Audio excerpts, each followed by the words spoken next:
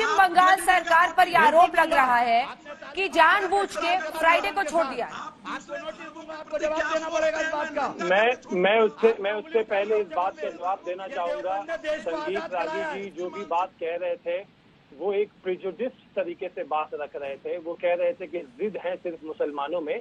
हम भूले नहीं है कि जून के महीने में जगन्नाथ यात्रा को लेकर के पुरी वालों कैसे अड़ गए। सुप्रीम कोर्ट ने मना किया था, उसके बावजूद उन लोगों ने जबरदस्ती केस लड़ करके सुप्रीम कोर्ट से ऑर्डर निकलवाया और फिर बाद में होम मिनिस्टर को, प्रधानमंत्री जी को धन्यवाद भी बोला। और लॉकडाउन के टाइम पे ही वहाँ पे हजारों लोग जगन्नाथपुरी में लोग उतरे थे। तो देखिए, जहाँ तक अभी जो बात है, अभी हम लोग कौन से दौर में चल रहे हैं? हम लोग अनलॉक वाली दौर में चल रहे हैं, जहाँ पे कानून ये है कि सोशल डिस्टेंस मेंटेन करना है, मास्क पहनना है। रेस्ट्रिक्शन जहाँ पे है रिलीजियस प्लेसेस को लेकर के कि मस्जिदों में, मंदिरों में, चर्च में 10 लोग से ज्यादा नहीं जा सकते, ये कानून है। हाँ। यहाँ पे कोई भी रूल ऐसा नहीं है कि बकरीद नहीं होगा, ये भी कानून नहीं है। भगवान की पूजा की लॉ जाती कहता है और मस्जिद की कोई व्यवस्था नहीं है, नमाज में मस्जिद का कोई आवश्यक नहीं है, इस्लाम के अनुसार कोई आवश्यक नहीं है मस्जिद में नमाज अदा करना।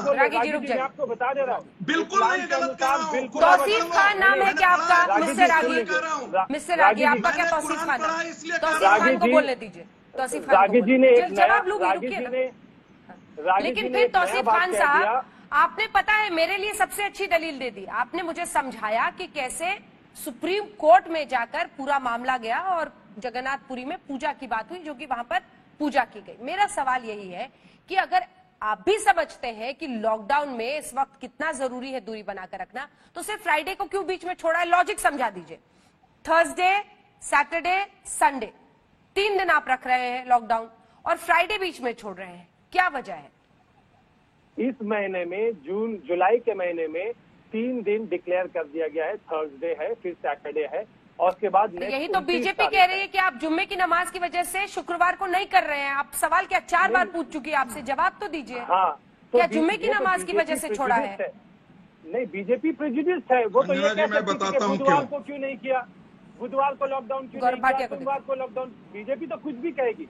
मैं आपसे देखिए कानून की बात कर रहा हूँ। अभी संगीत रागी जी ने एक नया लॉजिक समझाइए ना सर। मस्जिद की आवश्यकता ही नहीं है। अरे एक सेकंड, मस्जिद की आवश्यकता बिल्कुल है जुमा की नमाज के लिए, वरना लोग जोहर पढ़ते हैं, जुमा नहीं पढ़ते। देखिए मैं रूल की बात करता हूँ। फ्राइडे का लॉजिक बताइए। फिर रागी साहब आवाज नीचे कीजिए। रागी साहब प्लीज। बकरा की बलि चढ़ाई जा सकती है, ये कानून कहता है कि मंदिर में भी बकरा का बलि चढ़ाया जा सकता है। अभी हाल में ही सुप्रीम कोर्ट ने ऑब्जर्व किया, चीफ जस्टिस ऑफ इंडिया ने कहा there is a dichotomy, killing animal and consuming is allowed but killing animal offering to deity and then consuming is not allowed. Supreme court ये मामला already सुन रही है केरला में। ठीक है गौरव जी, कुर्बानी पे कोई रोक नहीं है। हाँ, आप रूल बनाते हैं कि कैसे साफ सफाई मेंटेन हो, कैसे सोशल डिस्टेंस मेंटेन हो। इस रूल को सारे लोगों को मानना है, हर स्टेट का अपना अपना रूल है। लेकिन इस बहाने अगर आप संजीत सोम जैसे लोग जो कहते हैं कि तुम आलू से खाओ वरना तुमको जेल में भेज देंगे, ये जो है क्वेश्चन मार्क खड़ा करता है कि बीजेपी असल में करना क्या चाहती है, बीजेपी की पॉलिसी कितनी कम्युनल है, वो किस तरीके से जहर घोल रही है। ये संजीत सोम जैसे लोग जो है बीजेपी का पोल खोल देते हैं। भले ही बीजेपी के बड़े नेता चाहे हमारे प्रधानमंत्री रहते हैं, लॉ बनाइए, नोटिफिकेशन बनाइए, उसका पालन होगा, प्रोवाइडेड कि वो आप अल्ट्रा वायरस ना करें, कानून के खिलाफ ना। ठीक है, गौरव जी जवाब दे रहे हैं। देखिए अंजना जी, सबसे पहले तो तौसीफ जो है युवा अधिवक्ता है और जब ये कहते हैं कि जगन्नाथपुरी यात्रा के लिए सर्वोच्च न्यायालय ने रोक लगाई और उसके बाद आपने बिल्कुल सही कहा कि रोक लगने के बाद सर्वोच्च न्यायालय ने ही आदेश किया कि यात्रा होगी। और इन्होंने जिन शब्दों का प्रयोग किया, इन्होंने कहा ऑर्डर निकलवाया। कोई वकील अगर कहे ऑर्डर निकलवाया तो ये अपने आप में कंटेम्प्ट ऑफ कोर्ट है। ऑर्डर पास होते, ऑर्डर निकलवाए नहीं जाते। पश्चिम बंगाल में हो सकता है ममता बनर्जी निकलवाती, लेकिन ममता बनर्जी का एक वक्तव्य है जो सब कुछ बयां कर देता है तुष्टीकरण की राजनीति। ममता बनर्जी ने कहा था अंजना जी कि मुसलमान जो हैं ये दूध देने वाली गाय हैं और अगर दूध देने वाली गाय मुझे दुलत्ती मारेगी या लात मारेगी तो भी मैं सहूंगी। तो इसीलिए वहां पे मुसलमानों के लिए और कानून है, हिंदुओं के लिए दुर्गा पूजा करने के लिए, दुर्गा मूर्ति विसर्जन के लिए 3 बार कलकत्ता हाईकोर्ट ने लताड़ा है इसी ममता बनर्जी को।